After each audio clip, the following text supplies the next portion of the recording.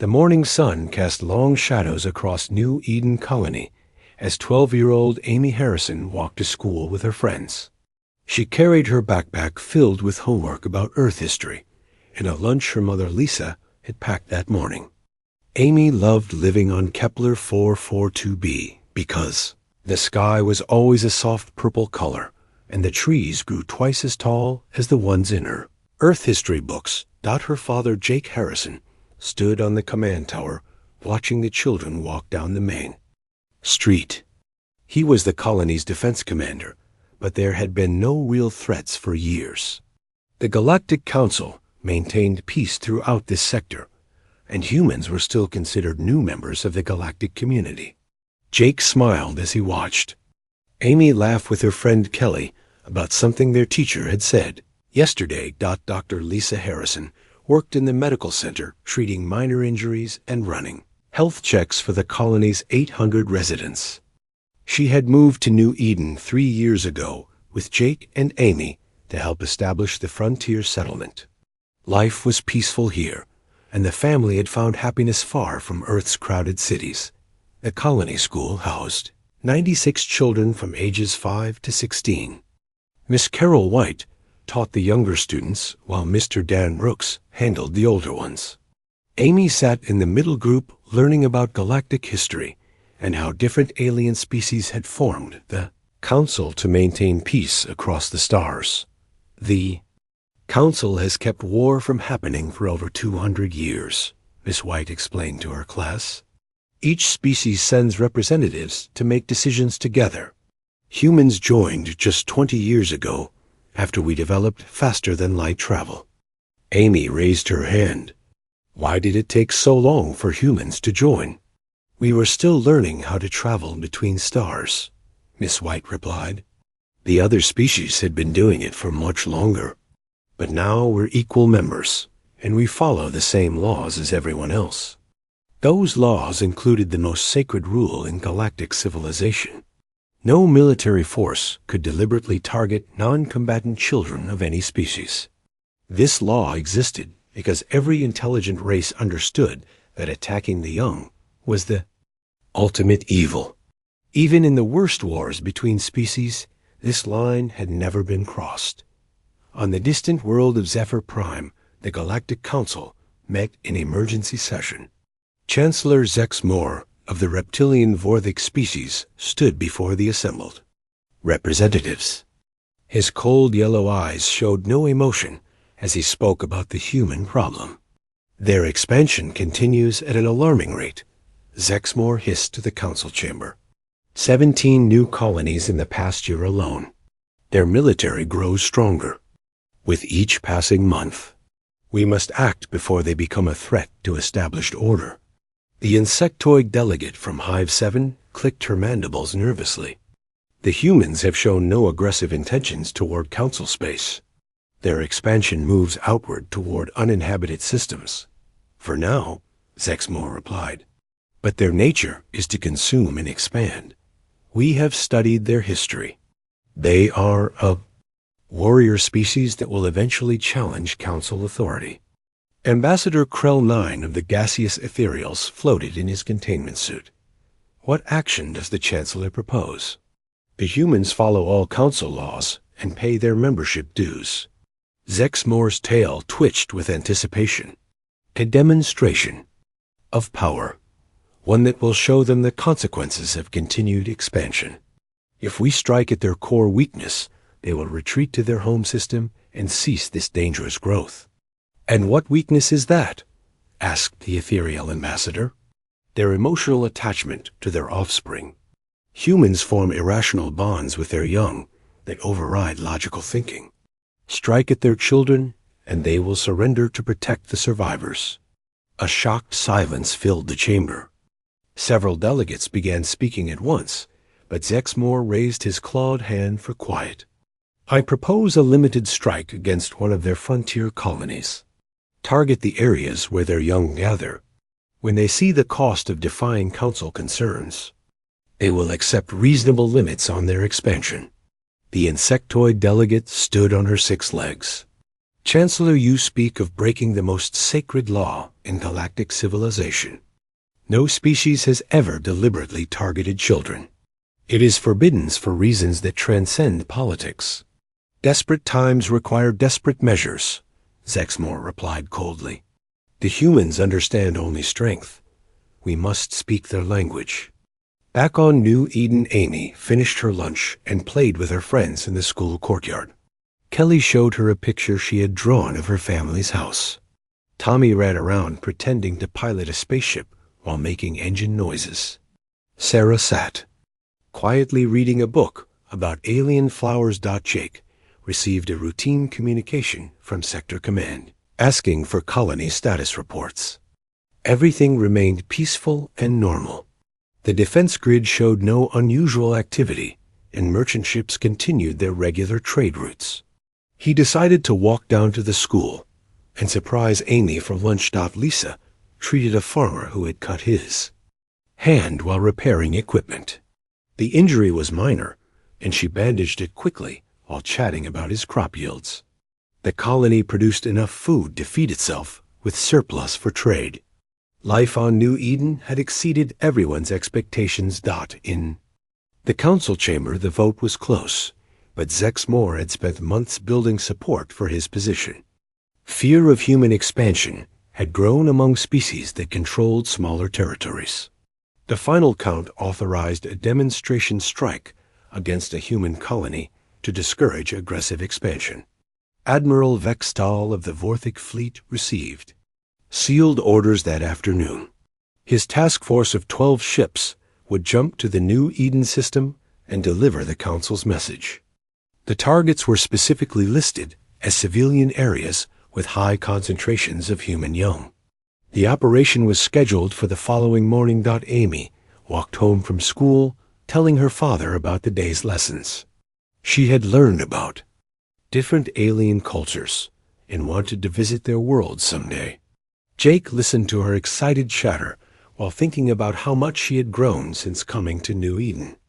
"Dad, can we get a pet like Kelly's family?" Amy asked as they reached their house. "We'll see, honey. Let's ask your mother what she thinks." Lisa was already preparing dinner when they arrived. The family sat together talking about their days while eating stew made from local vegetables. Amy finished her homework at the kitchen table while her parents discussed colony business in quiet voices.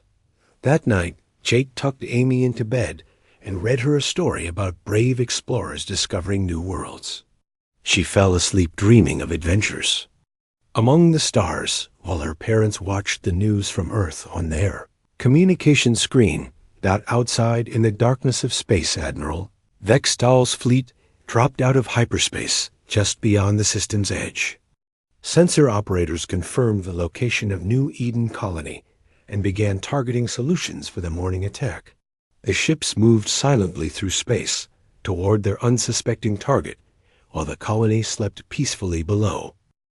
Amy woke up early and ate breakfast with her parents before heading to school.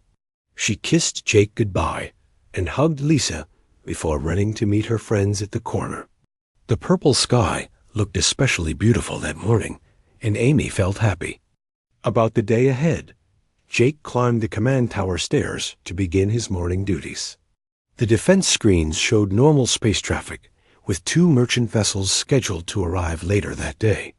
He poured coffee and settled into his chair to review overnight reports from the automated systems. At exactly 9:15 local time, the sky above New Eden Colony erupted in brilliant flashes of light. 12 Galactic Council warships materialized from hyperspace in perfect attack formation. Their weapons were already charged and targeting systems locked onto predetermined coordinates. Jake stared at the defense screens in complete shock. The ships appeared without warning, and their weapon signatures showed hostile intent. He reached for the emergency alarm, but the first plasma beams were already streaking toward the planet's surface. The school building took a direct hit from 3 separate plasma cannons. The structure vaporized instantly in a ball of superheated gas and debris. 96 children and 4 teachers died in that first terrible second. Amy Harrison was sitting at her desk learning about galactic peace when the plasma beam consumed. Her Jake watched the targeting display and realized with growing horror that the Council ships were deliberately aiming at civilian areas. The residential district where families lived took hit after hit. The community center where elderly colonists gathered for morning activities disappeared in a flash of energy. All units emergency response now, Jake shouted into his communicator while his hands flew over the defense controls. The colony's small shield generators activated, but they were designed to stop asteroids, not military-grade plasma weapons. Lisa heard the first explosions from the medical center and ran outside to see towering columns of smoke rising from the direction of the school. Her heart stopped as she realized Amy was there. She grabbed her medical bag and started running toward the burning ruins. The Council ships methodically destroyed every building that housed children or families. Their intelligence was precise, and their targeting was deliberate. This was not a random attack or a mistake. They knew exactly where human children could be found, and they struck those locations first. Jake activated the colony's distress beacon while trying to coordinate evacuations. The defense turrets fired back at the orbiting ships, but their weapons were too weak to penetrate Council military shields. He could only watch helplessly as his home and his people burned. The attack lasted exactly 17 minutes. When it ended, 347 colonists were dead, including 89 children. The school was gone along with most residential areas. The community center and playground were smoking craters in the ground. Lisa reached the school site but found only twisted metal and glass, fused into strange shapes by the intense heat. She called Amy's name over and over while digging through debris with her bare hands. Other parents arrived and did the same thing. They dug for hours, but found no survivors. Jake organized rescue teams to search for wounded colonists in the damaged buildings. He moved like a machine, following emergency procedures, while his mind refused to accept what had happened. The Council had attacked children. It was impossible, but it had happened. Dr. Lisa Harrison found her daughter's backpack melted against a piece of concrete. The lunch she had packed that morning was still inside, but everything else had been destroyed by the plasma fire. She held the burned backpack against her chest and collapsed to her knees. Emergency ships arrived from other human colonies within hours. Captain Ben Murphy commanded the rescue fleet and immediately began evacuating survivors. He had served with Jake in the Earth Defense Force and could not believe what he was seeing. "Jake, what happened here?" Captain Murphy asked as medical teams worked around them. "The Council attacked us, Ben. They targeted the children first. Amy was in that school when it happened." Captain Murphy stared at the smoking ruins. In 30 years of military service, he had never seen anything like this. Military attacks on civilian populations were rare, but attacks specifically targeting children were unthinkable. Lisa was found in medical shock beside the destroyed school. She had been digging through debris for 6 hours, and her hands were bleeding from cuts and burns. The medics sedated her and carried her to the rescue ship's medical bay.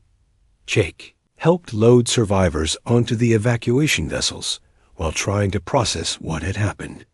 The colonists who survived were mostly people who had been away from the residential areas during the attack.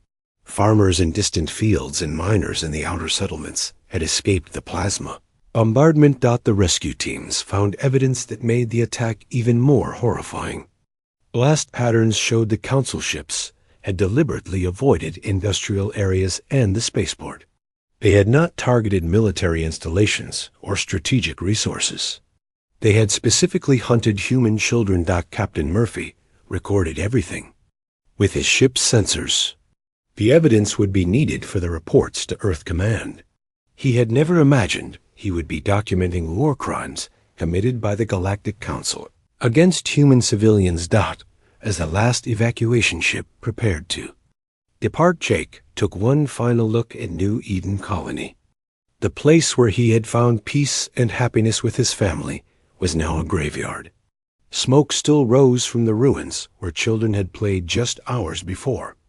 The journey back to Earth took 3 days. Lisa remained unconscious in the medical bay while Jake sat beside her bed, staring at Amy's burned backpack. He could not sleep or eat. His mind kept replaying the moment when the plasma beams struck the school. Captain Murphy sent continuous reports to Earth Command describing the attack. Each message included more evidence that the Council had deliberately broken the most sacred law in galactic civilization. They had murdered human children to send a political message. Other human colonies reported unusual Council ship movements in their sectors. The attack on New Eden was not an isolated incident. It was part of a coordinated campaign to terrify humanity into submission by threatening their most precious thing. When the rescue fleet reached Earth orbit, Jake carried his unconscious wife off the ship, while media crews recorded everything. The images of New Eden's destruction had already spread across human space. Every person on every human world had seen the smoking ruins of the school. Jake Harrison had been a peaceful colony administrator just days before. Now he was a symbol of something darker. His dead daughter and wounded wife represented every human parent's worst nightmare. The Council had awakened something in humanity that had been sleeping since the species reached the stars. 3 months after the attack on New Eden Colony, the Earth Defense Council met in emergency session in Geneva. Admiral Kate Sullivan stood before the assembled leaders of humanity, while holographic displays showed the burned remains of the school, where 89 children had died. The evidence is undeniable, Admiral Sullivan said to the packed chamber. The Galactic Council deliberately targeted human children in a coordinated attack designed to force our withdrawal from frontier space. This was not a military mistake or rogue operation. It was planned genocide. Jake Harrison sat in the witness section wearing a black suit instead of his colony commander uniform. Lisa sat beside him in a wheelchair, still recovering from her injuries. Her hands were wrapped in bandages from digging through the school, debris searching for their daughter. Captain Ben Murphy presented the tactical analysis to the Defense Council. His ship's sensors had recorded everything during the rescue operation. At New Eden, the data showed that Council warships had precise targeting information about human settlements. The attack patterns proved deliberate intent, Captain Murphy explained while pointing to the holographic display. They avoided industrial areas and military installations. They specifically targeted schools, playgrounds, and residential zones, where children would be present. Dr. Alex Carter stepped forward to address the Council. He was Earth's leading expert on alien psychology and had spent years studying Council species behavior. His analysis of the attack revealed something that chilled everyone in the chamber. The Council species operate on fear-based logic, Dr. Carter said. They believed that attacking our children would break human will to resist. They calculated that we would surrender our expansion rights rather than risk more attacks on our young. They were wrong. Admiral Sullivan activated another holographic display showing human military assets across known space. The numbers were staggering. In 3 months, humanity had mobilized the largest fleet in its history. Every shipyard was working at maximum capacity, building new warships. Operation Reckoning begins in 60 days, Admiral Sullivan announced. We will not negotiate with child killers. We will not accept limits on human expansion imposed through the murder of innocents. The Council wanted to teach us a lesson about power. They are about to learn one themselves. Jake Harrison requested permission to address the Defense Council. He walked slowly to the speaking platform, while everyone in the chamber watched in silence. His face showed no emotion, but his eyes burned with controlled fury. My daughter Amy was 12 years old when they murdered her, Jake said quietly. She wanted to visit alien worlds and learn about different cultures. She believed the Council maintained peace and justice across the galaxy. She died believing that lie. Jake held up Amy's burned backpack that he had carried from New Eden. The melted plastic and metal had been preserved as evidence, but for him it was all that remained of his child. I volunteer for any mission that brings justice to those responsible. I will serve in whatever capacity Admiral Sullivan deems appropriate. My wife supports this decision despite her injuries. Some lines cannot be crossed without consequences. The Defense Council voted unanimously to authorize Operation Reckoning. Every human colony would contribute ships and personnel to the largest military operation in galactic history. The species that had been peaceful farmers and explorers was transforming into something the galaxy had never seen. Lisa Harrison spoke to the medical team treating her injuries. She could not use her hands properly yet, but her mind was clear. She understood what her husband was volunteering for and why it had to happen. Jake is a good man who never wanted to hurt anyone, Lisa told Dr. Nancy Cole, who was treating her. Wounds, but they murdered our baby to make a political point. They broke something in humanity that cannot be repaired with words or treaties. Training camps opened on dozens of human worlds as volunteers flooded recruitment centers. Parents who had lost children led the way, but they were joined by millions of others who understood what the attack meant. The Council had declared war. On Human Families. Commander Paul Stone established the Human Special Forces training facility on Mars. His mission was to create elite units capable of penetrating Council defenses and capturing enemy leadership. Jake Harrison was among his first recruits. Forget everything you knew about warfare, Commander Stone told his trainees during their first day. This is not about territory or resources. This is about justice for murdered children.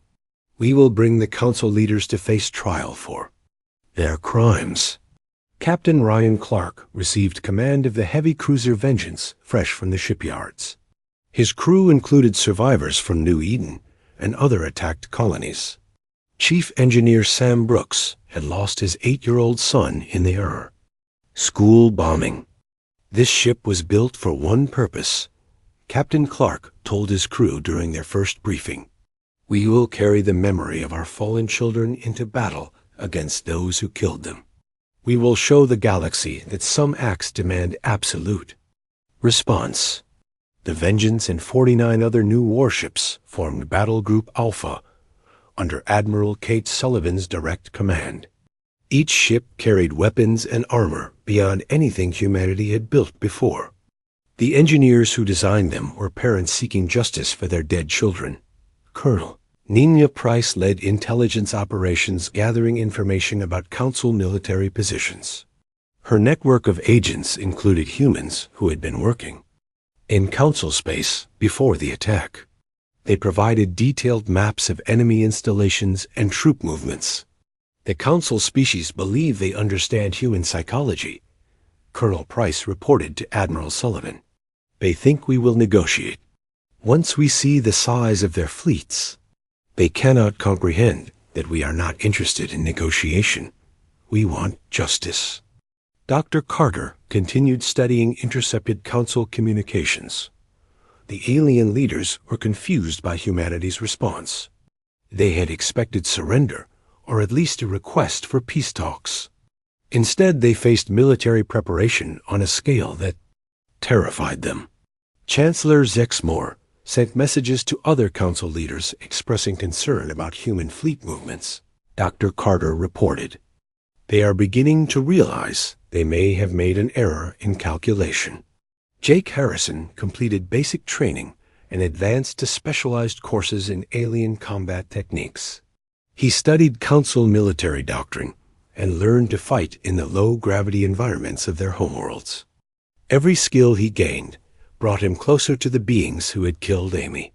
The transformation of humanity from peaceful explorers to focused warriors happened faster than anyone thought possible. Species that had existed for thousands of years watched human military buildup with growing alarm. The Council had awakened something primal and dangerous. Admiral Sullivan reviewed the final battle plans as Operation Reckoning entered its preparation phase. Human fleets would strike simultaneously across 12 star systems in the largest coordinated attack in galactic history. The message would be clear and absolute. Jake called Lisa from the training base on Mars before deploying with his unit. She was recovering well and supported his mission completely. They both knew that Amy's death could only be answered with justice delivered by human hands. Operation Reckoning began at exactly 0800 hours Galactic Standard Time. Across 12 star systems, human fleets dropped out of hyperspace and attacked Council military installations with coordinated precision that shocked the galaxy. Captain Ryan Clark stood on the bridge of the Vengeance as his ship emerged from hyperspace at Vega Prime. The Council's primary battle fleet waited in defensive formation around their main starbase. 49 other human warships materialized alongside him in perfect attack position. All weapons charged and ready, Captain, reported Chief Engineer Sam Rooks from his position at the weapons console. His voice was steady, but his eyes burned with the memory of his dead son. The plasma cannons and missile tubes were loaded with humanity's finest weapons. Target their command ship first, Captain Clark ordered. These are the people who voted to murder our children. Show them what human justice looks like. The battle for Vega Prime became the largest space engagement in galactic history. Council ships outnumbered the human fleet 2-1, but they had never faced opponents who fought with the fury of grieving parents. Human tactical coordination exceeded everything in Council military doctrine. Admiral Kate Sullivan commanded the overall operation from her flagship while monitoring battles across all 12 target systems. Her tactical display showed human forces advancing on every front despite heavy resistance. The Council military was discovering that numerical advantage meant nothing against absolute determination. Admiral, we have breakthrough at Rigel Station, reported her communications. Officer, Captain Johnson's battle group has destroyed the outer defenses and is moving toward the command center. Excellent. Order all units to maintain rules of engagement. We target only military installations and government facilities. We are not the Council. We do not murder civilians. At our tourist station, Jake Harrison and his Special Forces unit prepared for the most dangerous mission of Operation Reckoning. Commander Paul Stone had spent months planning their assault on the heavily defended world where Council leadership maintained their secret command bunkers. Remember your training, Commander Stone told his team as their stealth transport approached. The planet's surface. We go in fast, we capture the targets alive, and we get out. The galaxy needs to see these criminals face trial for what they did to our children. Jake checked his weapons and equipment one final time. Every piece of gear had been modified for fighting in Arcturus Station's high-gravity environment. The Council leaders had chosen their hiding place. Well, but human engineering had found ways to reach them. The assault team landed in darkness near the main government complex. Council security forces had been reinforced since Operation Reckoning began, but they were not prepared for human special forces tactics. Jake and his teammates moved through their defenses like shadows of death. Colonel Nina Price coordinated intelligence support for the ground assault from orbit. Her network of agents had provided detailed maps of the underground bunker system where Chancellor Zexmore and other Council leaders had taken shelter. Jake, you have 3 minutes before the next security patrol reaches your position, she reported through his helmet communicator. The main entrance to bunker level 7 is 50 meters ahead through the blast doors. Jake and 2 other soldiers planted explosive charges on the massive doors while their teammates provided cover.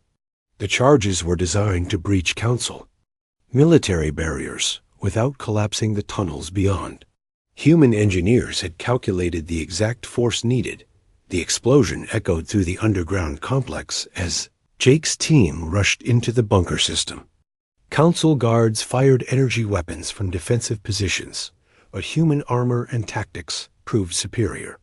The Special Forces unit advanced steadily toward their target. Captain Clark's battle continued in space above Arcturus Station. Council. Reinforcements had arrived, but the human fleet held its position around the planet. The Vengeance and her sister ships formed a protective barrier, ensuring that no Council leader could escape the surface. "Captain, we have enemy cruisers moving to attack formation," reported his tactical officer. 12 ships approaching from the outer system. All batteries target the lead ship. "Sam, give me everything the engines can handle. We hold this position, no matter what they throw at us." The Vengeance shuddered under enemy fire, but her new armor held against Council plasma weapons. Chief Engineer Brooks rerouted power from non-essential systems to boost shield strength and weapon output. His hands flew over the control panels while he thought of his son who had died in Amy Harrison's classroom deep in the bunker system. Jake reached the final security checkpoint before the Council leadership chamber. 2 massive Vorthic guards stood between his team and their target. These aliens were twice human size, with natural armor and razor-sharp claws. Jake and his teammates opened fire with weapons designed specifically for fighting Council species. The energy bolts staggered the Vorthic guards but did not drop them. Immediately, the aliens charged forward with roars that echoed through the tunnels. The fight was brutal and close quarters. Jake rolled aside as clawed hands swept through the air where his head had been. His teammate Gary shot one guard center mass, while Linda flanked the other from behind. Human teamwork and training overcame alien size and strength. The final blast. Door opened to reveal the Council leadership chamber. Chancellor Zexmore and 6 other alien leaders cowered behind an overturned table, while emergency lighting cast strange shadows on the walls. They had been planning humanity's destruction. When human justice found them, "Chancellor Zexmore, you are under arrest for crimes against galactic civilization," Jake announced while keeping his weapon trained on the reptilian leader. "You ordered the deliberate murder of human children in violation of the most sacred laws known to all species." Chancellor Zexmore raised his clawed hands in surrender, but his yellow eyes showed no remorse. "You cannot understand the necessity of our actions, human. Your species threatened the established order. We did what had to be done. You murdered 89 children, including my 12-year-old daughter, Amy. You broke the one law that every civilized species has honored for centuries. Now you will face trial before the galaxy for your crimes." The other Council leaders were captured without resistance. These aliens who had voted to attack human children now trembled before human soldiers who had fought across star systems to reach them. The balance of power in the galaxy was shifting forever. Commander Stone's voice crackled through Jake's communicator. "Primary objective secured. All Council leadership in custody. Prepare for extraction in 10 minutes. Above the planet, Captain Clark received confirmation that the ground mission had succeeded. The beings responsible for New Eden Colony were captured and would face justice. The Vengeance and her battle group had held their position despite heavy losses. Admiral Sullivan reviewed reports from all 12 battle zones. Human forces had achieved their objectives across the galaxy. Council military resistance was collapsing as word spread that their leadership had been captured by the species they had tried to terrorize. The trial of Chancellor Zexmore and the Council leaders began 6 months after their capture. The proceedings were broadcast live across every inhabited world in the galaxy as billions of beings watched justice unfold in the Great Assembly Hall. On Earth, Jake Harrison sat in the witness section wearing his dress uniform with Amy's school picture pinned to his chest. Lisa sat beside him in a simple black dress, holding the melted remains of their daughter's favorite toy. They had traveled from Earth to testify about what the Council had taken from them. Judge Carol Anderson presided over the tribunal, with representatives from dozens of species serving as jury members. Even aliens who had previously supported the council now wanted to distance themselves from the crime of attacking children. The evidence was overwhelming and undeniable. Chancellor Zix Moore, you stand accused of ordering the deliberate murder of 89 human children in violation of the most sacred law in galactic civilization, Judge Anderson announced to the packed courtroom. How do you answer these charges? The reptilian leader stood behind his defendant's table with his yellow eyes showing no remorse. His lawyer had advised him to express regret for the attack, but Sexmore refused to show weakness before the galaxy. I acted to protect established order. From human expansion, Sexmore replied coldly. My actions were necessary to maintain stability. I regret nothing. Dr. Alex Carter presented the evidence that proved the Council's guilt beyond any doubt.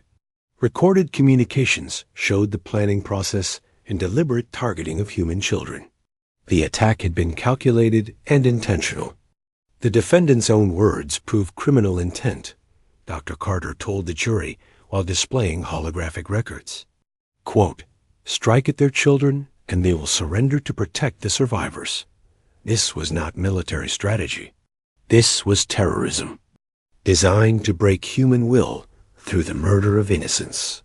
Captain Ben Murphy testified about the rescue operations at New Eden Colony. His ship's sensors had recorded the attack patterns that proved Council forces had specifically targeted areas where children gathered. The evidence was scientific and undeniable. The plasma bombardment avoided industrial targets and military installations, Captain Murphy explained to the jury. Every shot was aimed at schools, playgrounds, and residential areas. They knew exactly where to find human children, and they murdered them deliberately. Lisa Harrison took the witness stand to speak about her daughter Amy. She held Amy's burned backpack while describing the 12-year-old girl who had dreamed of visiting alien worlds and learning about different cultures. Amy believed the Council maintained peace and justice across the galaxy, Lisa said with tears in her eyes. She was learning about galactic history when they murdered her. She died trusting the same beings who ordered her death. Jake testified about finding Amy's body in the ruins of the school. He described digging through melted metal and concrete while calling his daughter's name. His voice remained steady as he spoke, but everyone in the courtroom could feel his controlled fury. My daughter was sitting at her desk, learning about the importance of following galactic law when Council plasma weapons vaporized her classroom, Jake said while staring directly at Chancellor Zexmore. She never had a chance to run or hide. She died believing in justice that did not exist. The other Council leaders tried to claim they had been forced to support Sexmore's plan. Ambassador Krell 9 of the Ethereals testified that he had voted against the attack, but the recorded communications proved he had helped plan the targeting strategy. The evidence shows all 7 defendants participated willingly in planning and executing the attack on New Eden Colony, Judge Anderson announced after reviewing the complete record.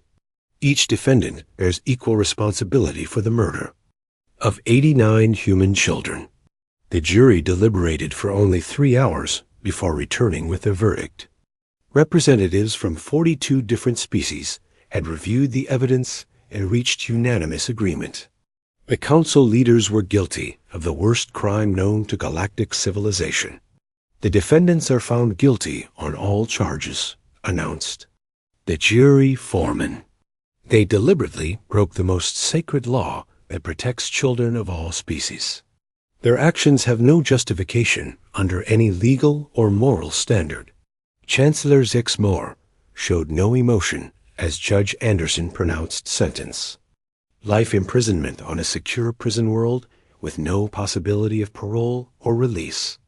The other Council leaders received identical sentences for their participation in the crime. The court finds that attacking children crosses a line that no civilized being should cross, Judge Anderson declared.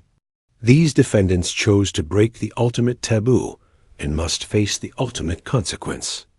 They will spend the rest of their lives remembering the innocents they murdered. The trial's conclusion marked the end of the old Galactic Council system.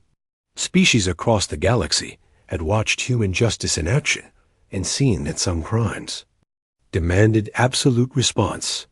The age of rule through fear and intimidation was ending. Admiral Kate Sullivan announced the formation of the new Galactic Alliance based on consent rather than coercion.